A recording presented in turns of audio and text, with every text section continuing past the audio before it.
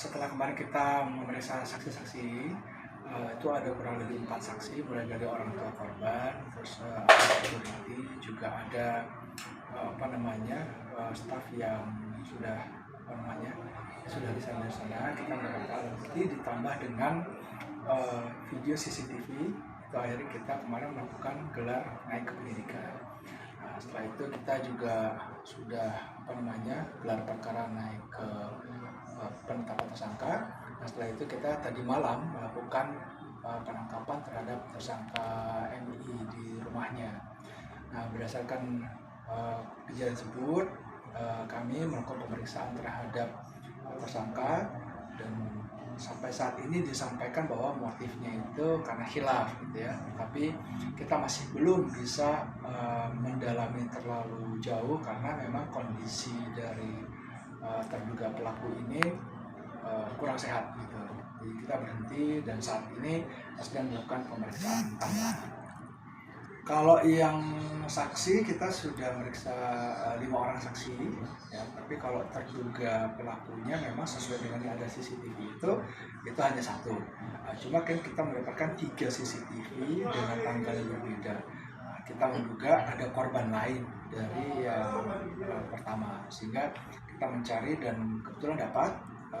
Kami mendapatkan laporan dari korban yang satunya dengan kondisi anaknya mengalami kekerasan juga berumur 9 bulan. Itu sudah kita tangani juga. Ya, kalau keluarga korban menginginkan kasus ini diproses gitu. Mulai dari laporan pertamanya gitu kan, dan berharap tidak ada terulang lagi gitu. Ya, itu alat bukti pertama kan kita mendapatkan laporan itu CCTV yang diserahkan kepada kita. Lalu alat bukti kedua adalah keterangan saksi. Nanti kita akan mengambil keterangan ahli juga, baik dari sisi psikologi, dari dinas perizinan untuk PAUD-nya, karena kan kita mendengar bahwa izin dari daycare ini sebenarnya untuk PAUD dan TK. Untuk daycare sendiri kan izinnya sebenarnya beda gitu ya. Dan nanti juga kita akan ambil keterangan lain dari pihak-pihak yang mengetahui sebagai alat bukti kami. Kronologi dari awal itu sebenarnya setiap orang tua ini kan ada yang menitipkan korban ya. Kalau orang tua korban ini menitipkan anaknya di sana karena ada waktu yang memang tidak bisa dilaksanakan oleh orang tuanya untuk menjaga anaknya, sehingga dititipkan di sana. Dan biasanya dititipkan di hari kerja. Ketika anak-anak ini dititipkan di hari kerja, terus ada si pemilik dari daycare ini kemudian ke sana, dan kebetulan dia setiap hari ke situ ada melakukan kekerasan terhadap anak ini. Itu kronologisnya. Dan setelah itu awalnya memang hanya diketahui bahwa orang tua korban mengetahui kalau anaknya ini ada luka dan lebam gitu ya, tapi tidak tahu sebabnya apa. Kemarin dan ini kejadian juga sudah lama sebenarnya, tanggal 10 Juni itu laporan pertama ya. Namun ada staf yang kemudian resign dari daycare tersebut, terus malah memberitahukan kepada orang tua korban.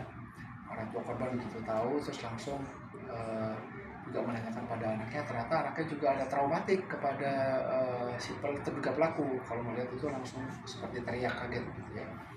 Ini kemudian dilaporkan ke Polres Metro Depok tanggal 29 Juli ini. Kita kenakan Undang-Undang Nomor 35 Tahun 2014 tentang perlindungan anak, pasal 80 ayat 1 dan 2. Jadi kalau ayat 1 itu dia kena ancaman hukumannya maksimal 3 tahun 6 bulan. Tetapi di ayat 2 kalau mengakibatkan luka berat, maka dia dikenakan ancaman hukuman maksimal 5 tahun. Tentu kita akan melakukan pemeriksaan ahli ya. Kita mengambil keterangan ahli. Kita nanti akan juga ke TKP untuk melihat barang-barang apa yang berkaitan dengan kasus ini. Nanti akan kita sita. Lalu kita akan minta keterangan dari perizinan tentang izin dari PAUD-nya tersebut. Mereka sendiri sementara kita masih menunggu visum ya. Tapi nanti akan ada visum psikiatrik, visum untuk psikis. Itu akan juga kita gunakan dalam penyidikan ini. Oke.